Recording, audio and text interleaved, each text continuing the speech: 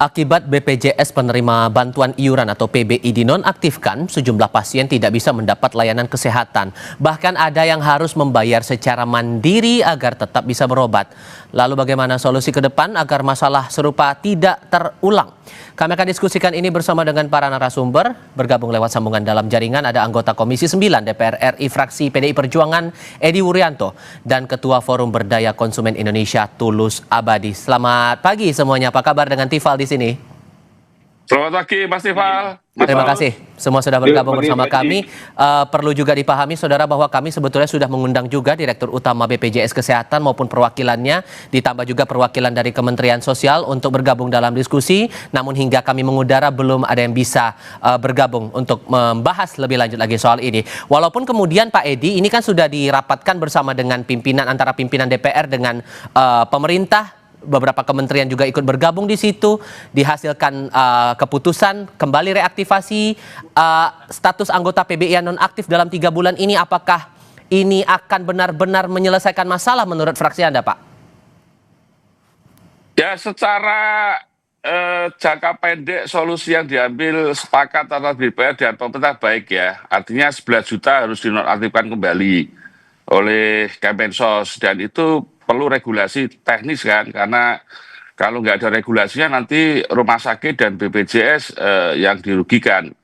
Yang kedua, memang jangka panjangnya pemerintah khususnya Badan Pusat Statistik Mensos itu harus memperbaiki data. Anda bisa bayangkan 50 juta orang miskin yang harusnya menerima PBI nggak masuk. Sementara ada 15 juta orang mampu yang harusnya nggak masuk di PBI itu masuk. Berarti kan datanya ini tidak tepat sasaran, dan itu efeknya adalah orang miskin yang nggak memperoleh pembiayaan. Sementara konstitusi kita sudah jelas, setiap penduduk harus memperoleh akses layanan kesehatan, setiap penduduk wajib menjadi peserta BPJS, dan orang miskin ditanggung oleh negara. Jadi ini persoalan orang miskin. Maka kalau mau ada solusi jangka panjang, Badan Pusat Statistik, Kemensos, Kementerian Dalam Negeri, pemerintah daerah, bupati wali kota, termasuk dinas sosial, lurah, camat, ini harus betul-betul memperbaiki data, dan waktunya hanya 3 bulan.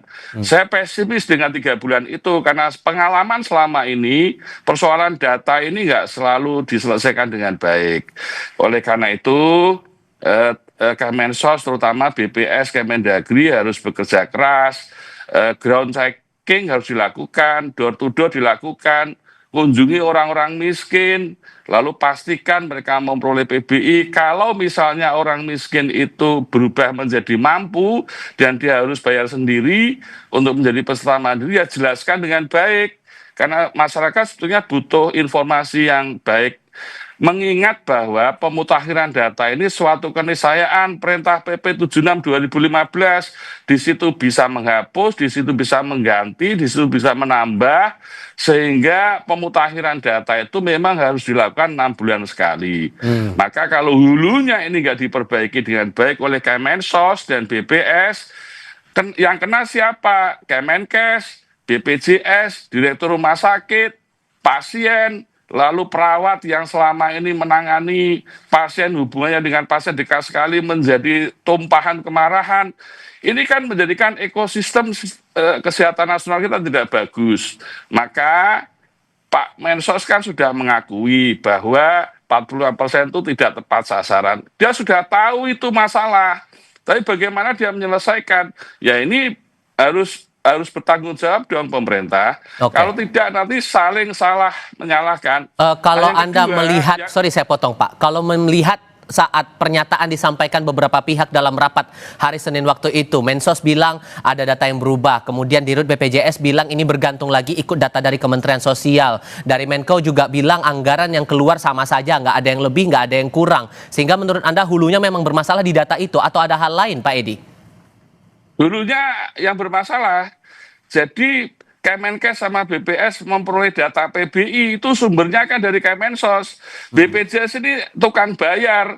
Kalau dia masuk PBI dan itu dilegalkan, begitu dia sakit tugas dia bayar. Kalau dinonaktifkan dia nggak masuk PBI, ya mana mungkin dia bayar, nanti salah dia. Karena dasar BPJS itu adalah SK dari Kemensos soal PBI itu. Oleh karena itu, nggak usah saling menyalahkan lah. Saya kira Kemenkes dan BPJS yang mitra Komisi 9 ini juga telah bekerja keras untuk memperbaiki dirinya. Tapi kalau raw input hulunya datanya ya nggak benar, ya dia nggak bisa lepas dari data itu karena sebagai user. Karena itu kalau akar masalahnya ini mau diperbaiki, data presisi setiap desa by name by address desil 1 sampai 10, lalu yang mendapat PBI desil 1 sampai 5 by name by address-nya harus jelas. Ya, ini tugas BPS sama Kemensos sesuai dengan instruksi presiden. Jadi nggak usah saling menyalahkan. Sekarang saatnya memperbaiki. Kalau ini tidak diperbaiki sampai kapanpun persoalan PBI JKN ini nggak akan selesai. Oke. Itu. Nah, yang kedua saya ingin sampaikan masyarakat yang merasa dirinya PBI harus proaktif juga untuk mengecek dirinya sendiri.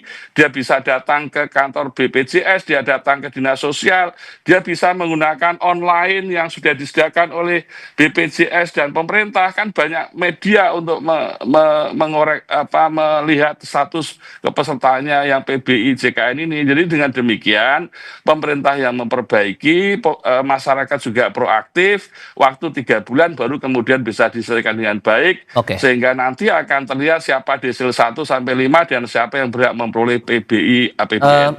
Oke, Mas Tulus, Anda merasa juga hulunya memang soal data saja kalau melihat pernyataan dari berbagai pihak dalam rapat waktu itu? Ya, pertama saya prihatin dulu karena di negara yang Pancasilais ternyata ada masyarakat yang terlantar tidak diobati hanya karena faktor administrasi dan tata kelola. Ini sangat menyedihkan ya. Oleh karena itu dari kasus yang terjadi dan kemudian respon cepat dari pemerintah dan DPR kemarin yang kemudian memberikan solusi 3 bulan ke depan akan dicairkan gitu ya. Tetap ini saya kira satu hal yang positif yang kita apresiasi, tetapi jangan sampai ini menjadi solusi temporer. Jangan sampai ini menjadi solusi instan. Ya, bahwa saya sepakat dengan Pak Edi, ada persoalan data dari sisi hulu, ini penting, tetapi saya kira yang juga harus disorot adalah masalah tata kelola. Bagaimana pemerintah dan pihak-pihak terkait dalam menentukan kualifikasi siapa sebenarnya yang layak mendapatkan PBI. Ya, ini yang menurut saya masih harus dituntaskan.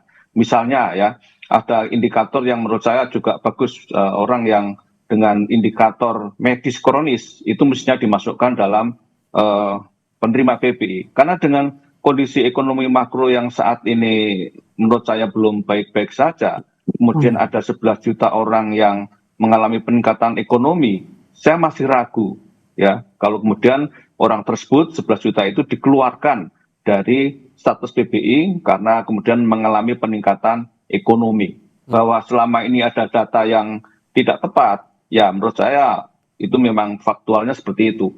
Kedua, kalau seseorang akan didiskualifikasi dari PBI, status PBI-nya, ya tidak cukup hanya informasi secara instan, tapi mestinya ada grace period, ada masa tenggang.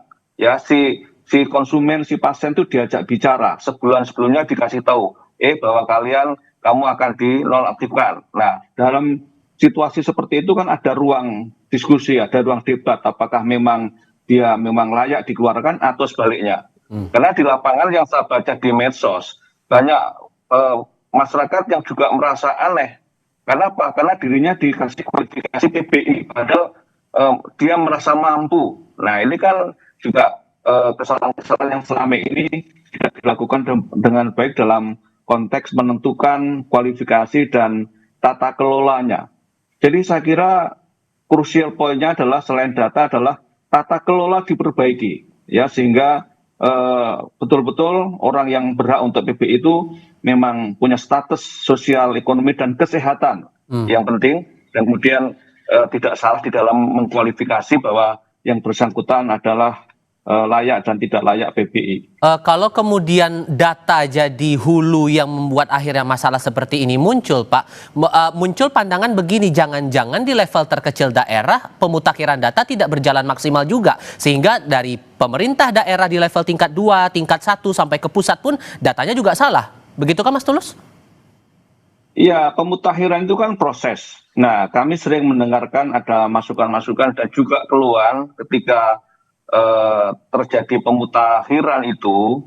Jadi banyak case di mana yang mendapatkan PBI itu justru orang yang terdekat, misalnya dengan Pak Lurah, dengan pengurus lurah dan lain sebagainya. Ya, sehingga orang yang tidak ada akses ke sana itu akhirnya kemudian tidak mendapatkan PBI, padahal yang bersangkutan adalah punya kelayakan untuk masuk PBI. Nah, oleh karena itu ini harus ada transparansi dan juga akuntabilitas di dalam menentukan yang bersangkutan itu adalah layak dan tidak layak. Jangan sampai ada faktor kedekatan, faktor nepotisme dan lain sebagainya gitu. Ini yang saya mendengarkan keluhan-keluhan seperti itu. Itu masih terjadi ya, masalah kedekatan itu jadi momen memanfaatkan keadaan itu tadi masuk dalam penerima bantuan iuran itu? Ya, salah satunya begitu. Tetapi saya kira tadi yang saya usulkan ada faktor indikator kerentanan medis kronis ya. Kalau orang dengan kerentanan medis kronis di satu sisi dan di sisi lain juga status ekonominya belum kuat, ya jangan didiskualifikasi dong. Karena ketika dia masih rentan ekonomi, ya kemudian dia punya penyakit kronis tadi cuci darah, kemudian dipandang secara fisik baik, kemudian dikeluarkan dari status PBI kan jadi kacau kan. Nah, ini yang saya kira karena kita tahu bahwa sakit kronis, apalagi cuci darah, itu kan ibarat pepatah dulu, sadikin, sakit sedikit jadi miskin. Nah, ini artinya kehadiran negara harus betul-betul jangan sampai hanya karena pertimbangan-pertimbangan ekonomi, anggaran, kemudian orang-orang yang kerentanan ini justru didiskualifikasi dengan kriteria yang jelas. Oke. Ya, masuk menyediakan anggaran 332 triliun untuk MBG bisa, kemudian ini ada efisiensi untuk masalah yang mendasar yaitu kesehatan.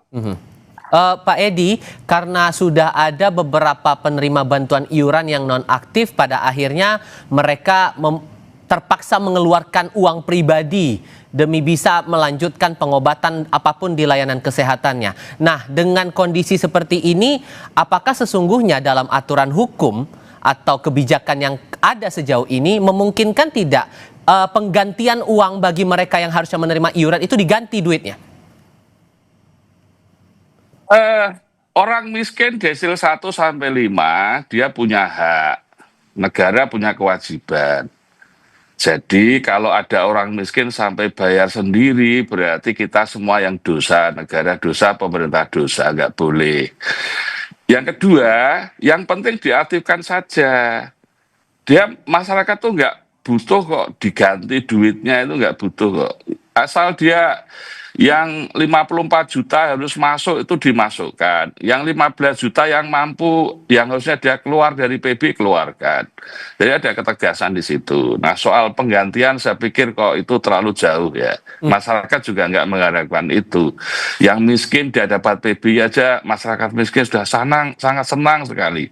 Saya ini setiap hari dikomplain oleh 11 juta orang ini, bagian dari itu. Karena di Blora dapil saya ada 21.630, di Grobogan ada 40.054 orang. Bayangkan kalau dia sakit, orang miskin datang ke rumah sakit, tahunya dia punya PBI, terus kemudian dinyatakan nonaktif saat itu juga. Mana masyarakat yang tidak bingung, nyari duit dari mana orang miskin, mau jual apa, kan tidak mungkin. Jadi harapan masyarakat sederhana. Orang miskin kasih dong PBI. Yang kalau kemudian kemarin dinonaktifkan, sekarang diaktifkan kembali, buat regulasi. Itu sehingga masyarakat terlayani dengan baik. Dan saya berharap Menkes dan BPJS Kesehatan segera berkoordinasi dengan rumah sakit. Implikasi dari kesepakatan antara DPR dan pemerintah kemarin harus terdelivery dengan baik kepada rumah sakit. Jangan sampai nanti rumah sakit jadi korban. Dia sudah mau melayani, tidak menolak. Meskipun dia termasuk yang nonaktif tadi, kemudian karena regulasi pemerintah tidak jelas, nanti ujung-ujungnya mereka melayani tapi nggak diklaim oleh BPJS. Rugi dong rumah sakit. Jangan dong, nanti kerugian itu ditimpakan pada tenaga kesehatannya, tunjangannya dikurangi. Ini nggak bagus dalam ekosistem sistem kesehatan nasional. Jadi kesepakatan kemarin waktu bagi pemerintah saatnya memikirkan orang miskin. Orang miskin jangan dijadikan objek, tapi jadikanlah dia subjek. Itu yang penting, menghargai orang miskin, karena negara ini mereka sudah bayar pajak dan hak mereka memperoleh PBI, kembalikan hak itu secara manusiawi dan terhormat. Sehingga Saya menurut setuju Anda dengan Pak Edi, kalaupun kemudian ada penggantian rugi, seharusnya proaktif ya dari Pemdanya begitu kepada mereka yang harusnya penerima bantuan iuran itu? Ya, ya itu baik kalau pemerintah mau mengganti ya. Tapi secara teknis sangat sulit itu. Secara teknis sangat sulit itu. Tapi kalau pemerintah mau membantu itu ya bagus sekali dan mereka harus proaktif. Tapi saya tertarik dengan Mas Tulus tadi bahwa memang harus ada komunikasi dengan masyarakat. Berarti kan ground checking atau door to door atau pintu ke pintu dilakukan. Jadi gini loh, menentukan orang miskin desil 1 sampai 10 itu sekarang kan menjadi kewenangan BPS. BPS ini harus kita perkuat. Dia harus punya instrumen yang valid dan reliable. Dia harus punya SDM profesional yang melakukan sensus dengan baik sehingga bisa tepat menentukan pemutakhiran data ini. Kalau pemutakhiran data itu diserahkan pada Pemda lalu menggunakan aparat-aparat pemerintahan yang ada di level desa dan kecamatan, yang terjadi benar. Dia nggak bisa menggunakan instrumen, akhirnya koleganya, temannya, saudaranya, meskipun dia mampu dimasukkan. Ini sumber bencana bagi orang miskin. Jadi, message saya, BPS, Kemensos, kalau kamu salah data, itu yang dirugikan orang miskin, gitu loh. Kalau orang mampu sudah bukan menjadi kewajiban negara. Dia yang justru kita paksa menjadi peserta BPJS karena memang sifatnya wajib. Itu penting. Oke. Saya ingin menanggapi. Oke, silakan Mas Tulus, silakan. Ya, jadi saya kira yang disampaikan oleh Pak Edi, jadi saya kira sudah benar dan baik ya. Nah, terkait dengan itu, di tengah kondisi kritis seperti sekarang, ya seharusnya kan ketika Kemensos dan pemerintah secara keseluruhan membuat kebijakan pemutakhiran data dengan menonaktifkan sekian juta, 11 juta itu, secara empirik kan mestinya ada posko pengaduan, ada krisis center yang disiapkan sehingga kalau terjadi case semacam ini itu penanganannya bersama-sama. Jangan sampai terjadi case atau banyak case kemudian justru si pasien ini dipingpong.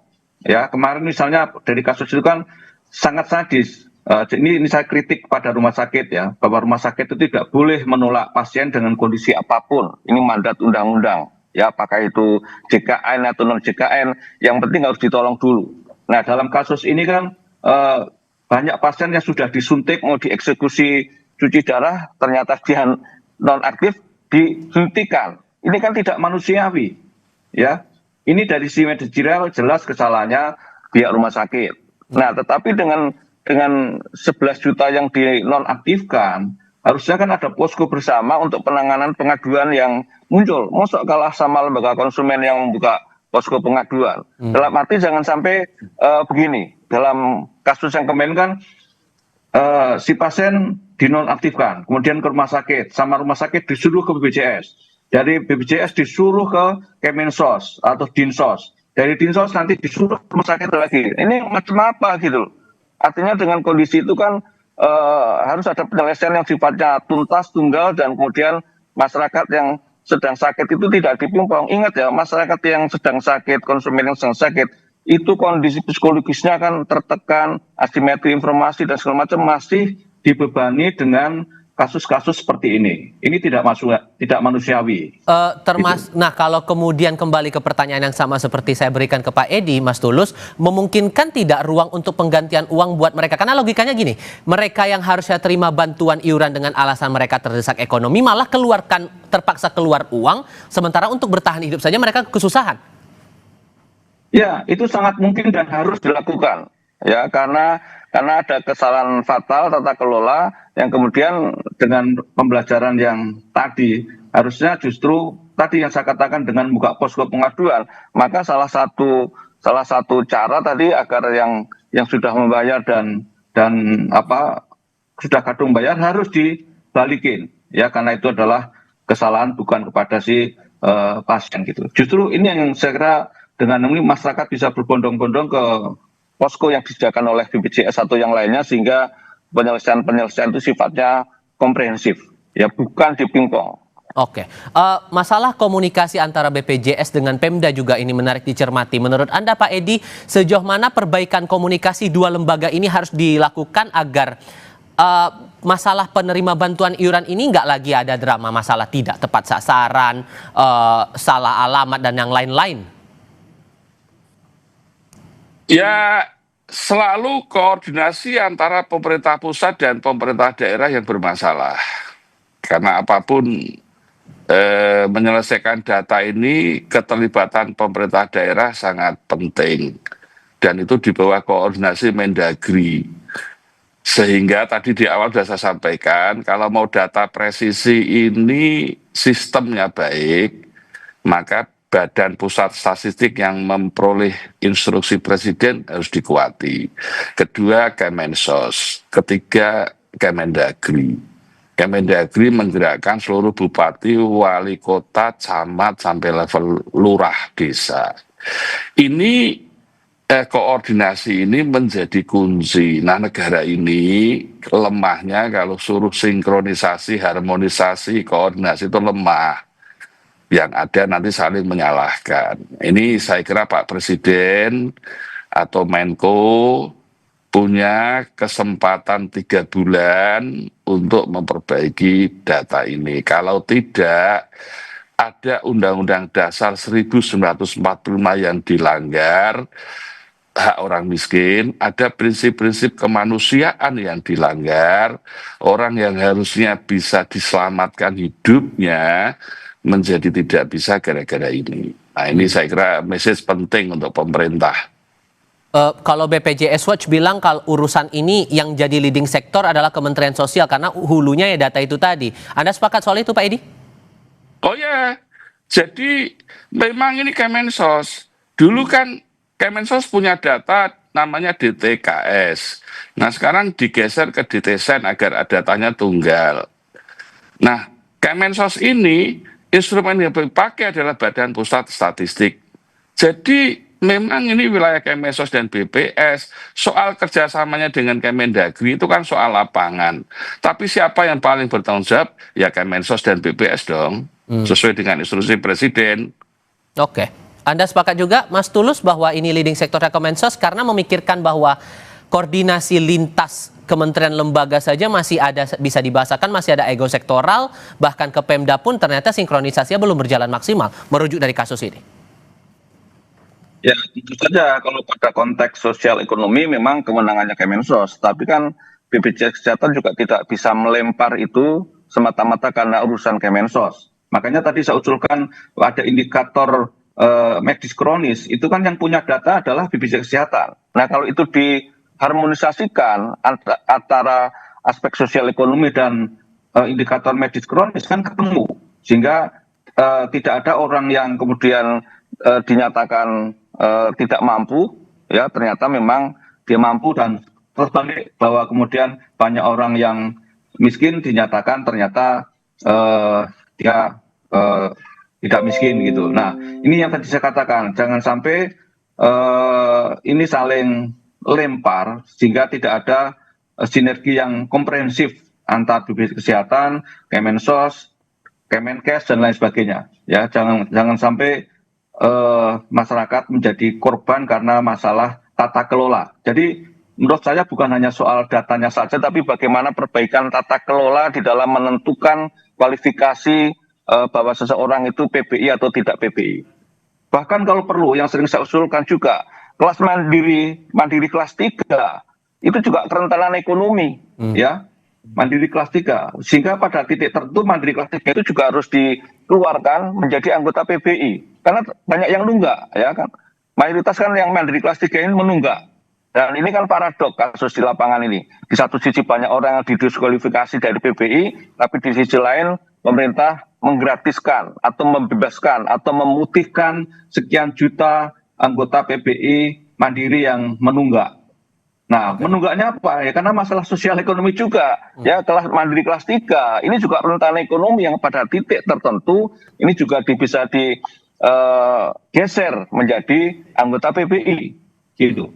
Oke, ekspektasi Oke, Mas Edi silakan. Mas Tifal, yang disampaikan Mas Tulus tadi benar. Kalau data desil 1 ya sekitar 23,36 juta lah. Lalu rentan miskin desil 4 67,69 juta lah. Jadi total ada 91,05 juta ya. Itu PBI APBN kan sudah ditetapkan 96,8. Masih ada sisa. Yang jadi persoalan kan yang pas-pasan, yang desil 5, itu 10% dari jumlah penduduk. Sekitar 28 juta lah, kalau saya total 120 juta lah. Jadi menurut saya duitnya ada Mas, tidak usah khawatir. APB-nya ada dan jumlah orang miskin juga klop gitu loh. Jadi ini hanya soal tata kelola. Maka ini fokus kita hari ini memperbaikan tata kelola dan kualifikasi tadi kan. Nah yang kedua, yang disampaikan Mas Tulus tadi sudah diatur dalam Perpres 82 2018 bahwa pasien JKN dibiayai berdasarkan indikasi medis. Termasuk di dalamnya penyakit kronis, ada hemodialisis, ada kemoterapi, ada talasemia, ada leukemia, dan lain-lain. Itu sudah ada aturannya. Jadi kalau orang miskin masuk PBI sampai saat ini, dia mau cuci darah berapa kali pun, itu dibayar oleh BPJS. Jadi aman, Kemenkes, BPJS selama ini kawalan Komisi 9. Tapi kalau tidak masuk PBI, maka dia mesti bayar. Ini administratif. Karena itu perintah dari kesepakatan kemarin, BPJS diminta berkomunikasi, melakukan notifikasi kepada masyarakat yang dinonaktifkan. Ini penting message-nya, karena data ini yang pegang dua, data hulunya Kemensos, data hilirnya BPJS. Maka perubahan data itu yang tahu ya ada di Kemensos dan ada di BPJS. Kedua-duanya saling memberikan informasi kepada masyarakat. Itu yang penting. Masyarakat orang miskin itu butuhnya itu kok. Mas Tulus terakhir, ekspektasi Anda setelah 3 bulan nanti, ini kan 3 bulan reaktivasi mereka yang non-aktif, setelah itu ekspektasi Anda apa yang ada hal baru, apa yang harusnya bisa ditunjukkan oleh otoritas terkait untuk program PBI ini? Ini jangan hanya menjadi solusi yang instan, solusi yang temporer, ya. Karena kalau nanti 3 bulan beres, tapi kemudian solusinya hanya instan karena ada tekanan publik, kemudian nanti setelah itu masih menjadi masalah, ya artinya itu tidak menyelesaikan masalah, alias menyelesaikan masalah dengan masalah. Oleh karena itu saya tekankan tadi bahwa selama 3 bulan ke depan ini, selain menyelesaikan secara administratif dan anggaran, adalah bagaimana memperbaiki tata kelola. Sehingga dalam proses pemutakhiran data ke depan tidak terjadi salah tebang. Ya, jangan sampai ada orang meninggal karena negara tidak mengakomodir dan masalah administratif saja. Gitu. Jadi fokus tadi saya katakan tata kelolanya harus betul-betul diperbaiki dan kemudian masyarakat menerima haknya sesuai dengan kapasitas ekonomi dan kesehatan mereka. Tadi saya katakan jangan sampai ada sadikin di antara kita. Oke, baik Mas Tulus Abadi terima kasih. Pak Edi Wuranto juga terima kasih sudah mau berdiskusi bersama kami pagi ini. Sehat selalu semuanya, selamat pagi.